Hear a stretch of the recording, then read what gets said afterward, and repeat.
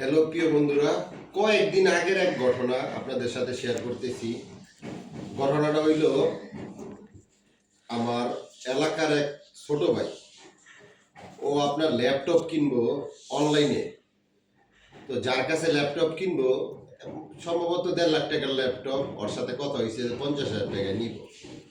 তো সেই লোক ওর বিশ্বাস অর্জন করার জন্য ওই লোকের আইডি কার্ড দিছে, আর মেসেঞ্জারের লোকের আইডি কার্ডটা পাঠাইছে, যাতে লোকটা ফট না, এরা যাতে বিশ্বাস করে, লোকটা যাতে সলিড, এই বিশ্বাস করার লেগে ওই লোকটার আইডি কার্ড আর মেসেঞ্জারে পাঠাইছে। এটা ওই শিওর হয়েছে যে লোকটা ভালো দিব আমারে।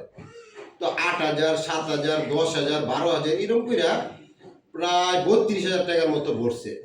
আমি বুঝতে পারি নাই, ওর নাম্বারে ভরতেছে, ওর নাম্বার থেকে ও সেন্ড মানি করে ক্যাশ আউট করে পাঠাইতেছে। যখন আমি বিষয়টা বুঝতে পারছি 32,000 টাকা দেওয়ার পরে, এরপর আবার 15,000 টাকা নিয়েছে, আরো 15,000 টাকা পাঠাইব। তো এই 15,000 টাকা পাঠানোর আগে আমি খুব অনুরোধ বিনয় কইছি যে বাবা রে, টেহাটা পাঠাইস না, টেহাটা যদি পাঠাস একটা টাকা ব্যাক পাইতি না, এটা ফট। কই যে আমার আইডি কার্ড দিছে। আমি দূর, তুই আইডি কার্ড দিয়ে কি করবি? আইডি কার্ড একজনের আইডি কার্ড দিয়ে কি করা যায়? আইডি কার্ড আর যেই দিছে কি, আর আইডি কার্ড দিছে হয়তো অন্য কেউ আইডি কার্ড দিছে, আইডি কার্ড দিয়ে কিছু করার নেই আমাদের। এটা করতে পারে হয়তো প্রশাসন, আমরা সাধারণ মানুষ, আমাদের আইডি কার্ড দিয়ে, একজনের আইডি কার্ড দিয়ে আমার কিচ্ছু করার থাকে না। তো যাই হোক, ওই 15,000 টাকা ওরা কওয়ার পরেও পাঠাইছে। এখন যে পাঠাইছে 15,000, তাহলে আগে পাঠাইছে 32,000, এই 15,000, টোটাল 47,000 টাকা পাঠাইছে। আমার মোবাইল দিয়ে আমি ওরা 47,000 টাকা পাঠাইছি। আমার 47,000 টাকা শুনে আমার মাথা ঘুরাইতেছে। পরে ও ফোন দিতেছে, ফোন দিয়ে আর পাইতেছে না।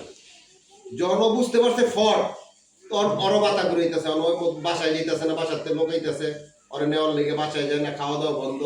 ওই অপেক্ষায় আছে ল্যাপটপ নিয়ে আইবো, রাস্তার দিকে চাইয়া টাকা নিছে, নিয়ে ল্যাপটপ নিয়ে আইবো। এই আশায় থাকলে কেন আমার ল্যাপটপ পাওয়া যাইব? টাকা দেওয়ার আগেই চিন্তা করতেইব। আমি ল্যাপটপ কিনবো, মার্কেটে যাবো, 10টা দেখবো, একটা কিনবো। আমি অনলাইনে কেন 47,000 টাকা দিব আরেকজনরে অনলাইনের মাধ্যমে? এটা হচ্ছে প্রতারক চক্র। তো সবাই আমরা সাবধান থাকবো, যাতে প্রতারিত আমরা না হই কেউ। আর এই ভিডিওটা আপনারা বেশি বেশি শেয়ার করবেন, যাতে মানুষ প্রতারিত হওয়া থেকে বেঁচে যায়। কারণ এখন প্রতারকের সংখ্যা অনেক বেশি আমাদের দেশে।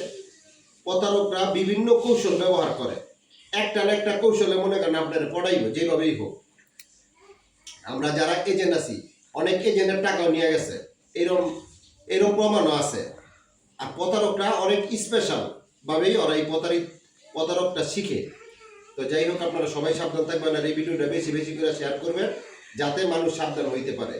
সবাইকে অসংখ্য ধন্যবাদ।